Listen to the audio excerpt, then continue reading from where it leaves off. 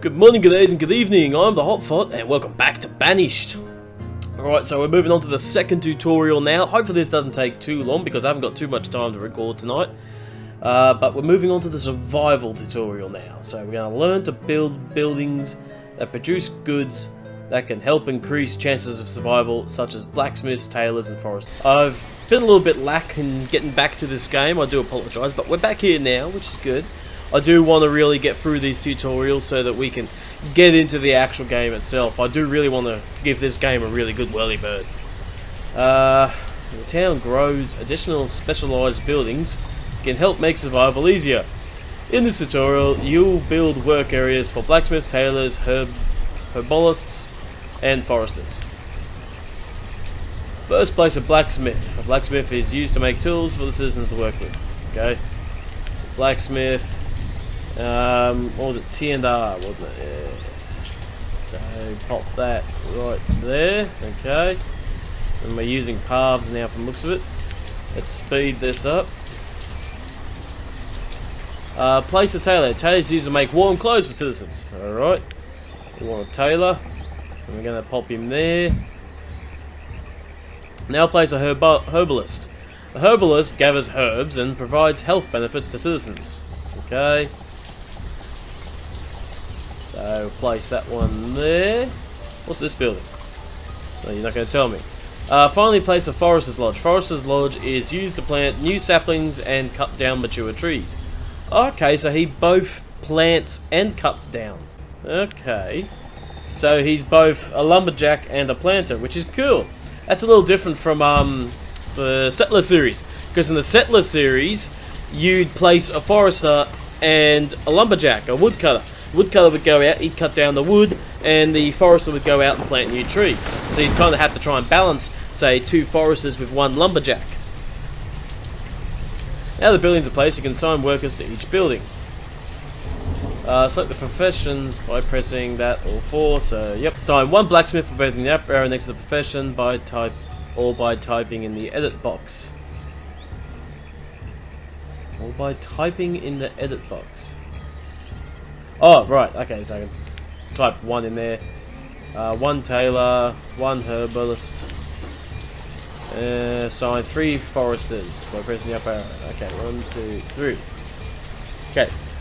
All workers need tools to effectively do their jobs. If a citizen doesn't have a tool, the following icon will appear above their head. Tools eventually wear out and need to be replaced, but the blacksmith can make new tools. Cool. Click on the blacksmith building to view details. Okay. The blacksmith will use logs and iron to make new tools. Here you can see the inventory of what the blacksmith has in storage for making tools. If you run out of materials, the blacksmith won't be able to work. Okay then. So he's currently got nothing in inventory. You can also control how many tools to make and put in storage by setting a limit. If the building isn't producing goods because the limit has been hit, the limit icon will appear over the building. Alrighty then. You can disable the work at a location by toggling the work button. So this is somewhat similar to the Settler series in Control. You could set a limit to the number of tools being made, except in Settler you can set a limit to the number of type of tools. You might be able to do the same here, I don't know. In fact, from the looks of it, product, something tool. And yeah, you can activate whether or not he's working or not. You can also change the product the blacksmith makes. Using logs, iron, and coal, the blacksmith can produce steel tools that last longer than iron tools. Okay, so you can have a blacksmith, he specialises in a specific tool. Oh no, specific types of tools. So iron tools and steel tools. So I'd assume steel tools last longer. Click on the tailor building to view its details. During winter months, townsfolk stay warm by occasionally returning to their heated homes. With a tailor, you can help the workers ward off the cold and stay outside longer by crafting better clothing. Cool! So we've got a hide coat, wool coat, and a warm coat, which is leather and wool. Okay, cool. I right now am wearing a, can't remember what this material's called, coat. Polyester, I think, is what you call it. I don't know. But it's not wool, and it's not leather. But it contains wool on the inside. It's a raincoat, put it that way. Well, it can protect against the rain. It's my bomber jacket, actually. Love a good bomber jacket. Anyway, enough talking about winter clothes. Keep moving. The tailor can use leather or wool to make clothes, or a combination of both to make the best clothing. Freaking hair getting in my ear. I really need a haircut. If you run out of the materials, the tailor won't be able to work. When this occurs, the following icon will appear above the building. Okay, cool. Click on the herbalist to view the building details. Yep. The herbalist will collect herbs from the surrounding forest and will help the townsfolk stay healthy. The yellow circle on the ground area... Sorry, on the ground around the building shows the area that the herbalist will search for herbs. Excelente! Citizens need a variety of foods to stay healthy, such as meat, vegetables, fruits, and grains. If the townsfolk are not healthy, then they are more prone to disease. Okay, so we gotta try and make sure they don't die of disease. Herbs collected by the herbalist can be used to help keep the townsfolk healthy if their diet is poor. Herbs usually only grow near old trees. This is something to keep in mind when you place a herbalist building. Okay, so what's this building next to him though? That's not a forester, is it? I can't see what it is, whatever it is. You don't want your herbalist working the same area as a forester. A forester is basically planting young trees and cutting down old ones. If he's cutting down the old ones, he's reducing the number of herbs that will be in the area. Click on the Forester Lodge to view details. Rather than constantly clearing areas of trees to produce firewood, the workers at the Forester Lodge will manage the forest for you. Workers will plant new trees and cut down old ones in an area around the building. The yellow circle on the ground around the Forester Lodge shows the area that the foresters will work in. You can enable and disable the cutting of trees. When cutting is disabled, no trees will be cut down. You can also enable and disable the planting of trees. When planting is disabled, no new saplings will be planted around the building. Foresters will also remove rock and ore that is in their work area to make room for more trees to be planted. Cool, so we have a bit of control over that. That's cool. I like that. And I like the fact that they both cut them down and plant new ones. That basically means you put down a single forester's lodge to basically manage a forest, to keep a somewhat consistent flow of materials. By using these buildings, you can help make sure the citizens have tools, warm clothes for the winter, good health, and replenishable forests. Love it. Press next to play the next tutorial. Well, we've only been recording for 9 minutes at the moment, so we're going to move on to the next tutorial, which concentrates on food. But you know what? This will go with today's theme of survival. That'll be the name of this video. Actually, we're going to put survival, or surviving, something on those lines. That'll be the theme of the video. Got the thumbnail all worked out in my noggin. There are many ways to produce food for the citizens of your town. Hunting, fishing, and gathering can be... What the hell was that? Sound like a sick llama. Hunting, fishing, and gathering can be used to harvest food from the environment, or you can clear the land and plant orchards, grow crops, and raise livestock. Before food can be produced, you need to construct buildings to create areas for food production. You can start by placing a pasture for livestock. Select food production on the toolbar by pressing the Apple button or F7. Next, select a pasture by pressing the cow or 3. I'm just going to press 3 because that's what I can do. Using the mouse, click in one corner of the highlighted area and then drag the mouse to the other corner. You can change the placement of the building by pressing TR. Can you do that with this as well? So if I do that. Okay, cool. Well, I'm gonna place the building at that end because the road's coming down this way. While the pasture is being built, you can place other buildings. A hunting cabin can be used to designate an area where hunters should search for wild game. Hunters need either open fields or forests nearby to effectively hunt. Select hunting cabin from the menu by pressing that or 5. I'll just click on that this time. And we want to rotate that around to there, using the mouse, blah blah blah. Similar to hunters, gatherers search for and collect food that is growing in the forest.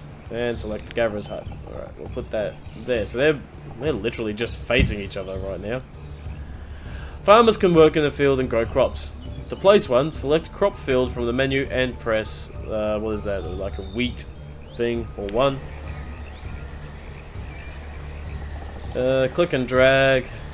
Okay, there's no building for that one. Farmers can also work an orchard that produces fruit and nuts. Okay, so we've also got orchards, so we can grow apples! Like a true Tasmanian! I'm Tasmanian, by the way, and Tasmania is known in Australia for its apples. It's also known for being cold as hell and having a bunch of inbreds living in there. I got the scar on my neck to prove it. It's another little joke about Tasmanians. If you're not Australian, just look it up, honestly. You probably find it on the internet somewhere. Australian for a Tasmanian. 2 heads. Better than one. This crop field is currently disabled, as indicated by the following icon. Okay. Select the crop field by clicking on it. To enable growth of crops, first you'll have to select the type of seed to plant. You can acquire more seed types by trading with merchants at a trading station. Select one of the crop types by using the seed button and then selecting a seed from the drop down. Okay. Alright. Let's see. Corn, potato, or wheat. Potatoes are good. They contain starch, and they got a fair bit of nutrient and protein in them. And if Matt Damon has taught us anything, is that you can live on potatoes for quite a while. But I'm going to do wheat. You also need to assign farmers to work in the field, increase the number of workers to 3. In the spring, workers will plant seeds in the field, and in the autumn they'll harvest crops. You can direct them to harvest early by selecting harvest. Okay. After planting, the yield meter will show how mature the growing plants are, and can be used as a gauge to determine how much food that will be produced. Okay. You can disable or enable work on the crop field by toggling the work button. Like the crop field, the orchard will be disabled until you pick a type of tree to plant. Select the orchard by clicking on it. To get workers to plant trees in the orchard, first you'll select a blah blah blah blah blah, same as the other one. And you know where we're going. We're going for the apples. You'll need to assign more farmers to work in the orchard. Increase the total number of farmers to 6. Okay, so that's the total number of farmers.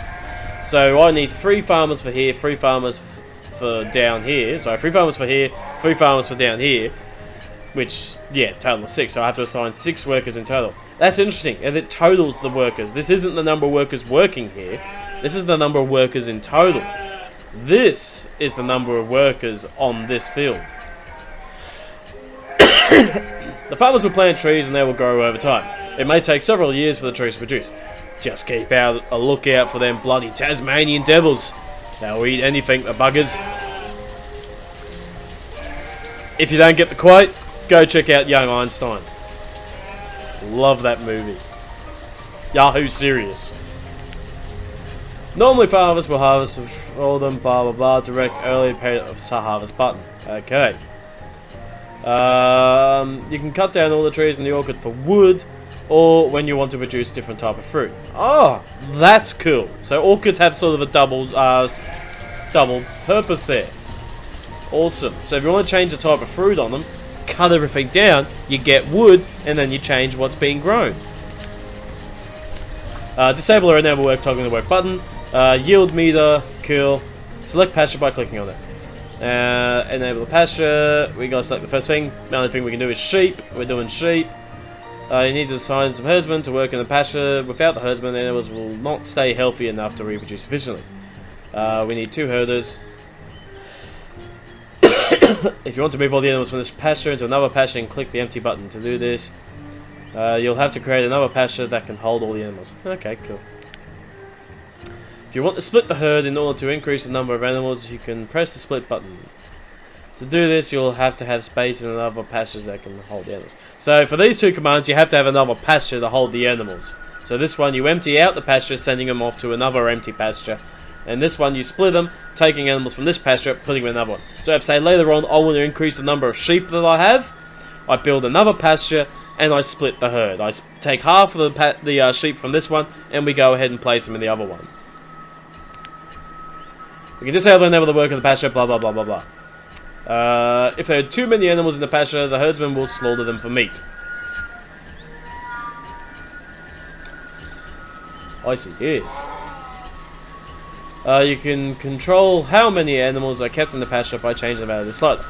This allows you to quickly gain meat for food if the supply runs low. Okay, that is awesome. Click on the hunter cabin. Hunters will search the area around the hunting cabin for... Excuse me, still getting over this cold. While the game, in addition to providing meat, hunting deer can provide leather, which can be used by tailors to make clothes. Figures. You can disable and enable the work. At any food production location, you control the maximum amount of food to produce. Once the amount of food in storage reaches the limit, the workers will cease working. Cool. Gatherers.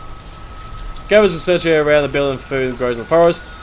As long as there is a forest nearby, gatherers can be good choice as the first type of food production to use in the town, as it provides a variety of foods quickly. So I just keep running a little bit out of breath for the moment. Fishing hut. Each building produces goods, tracks how many resources are produced each year. Click on the production button to view resources produced. The current season displays how many resources have been produced so far during the current year. 284. The previous season display shows how many resources produced the previous season for comparison. 565. So far, we're only at about half. As the population grows, you'll need to expand food production to keep citizens from starving. Producing a variety of food types will help keep the citizens happy and healthy. Because I can honestly say, from my own personal experience, of when I'm poor and eating the same thing over and over, that eating the same thing over and over does actually make you a bit depressed. It's good to have some variety, otherwise it really does get depressing, eating the same thing over and over and over. In case you're wondering, the same thing over and over and over for me was generally takeaway foods. Now takeaway foods in their own get you, they actually have the ability to make you feel depressed. Part of the reason being, they can give you a nice big belly. Yes, that's the Qantas logo on my shirt. I am actually wearing Qantas pajamas at the moment. I've just thrown this jacket over the top because it's freaking cold. But at least these jammies are keeping me warm with the jacket.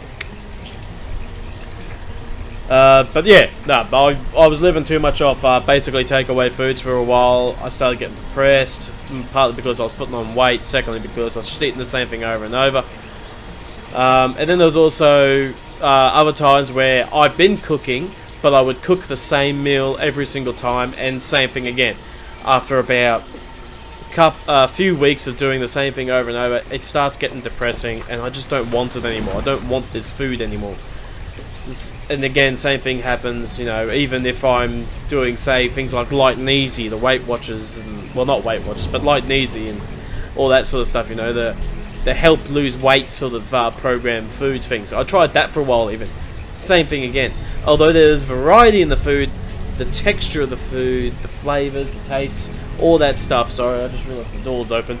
All that sort of stuff. It got boring after a while, and I begun to get depressed, and I was hating it.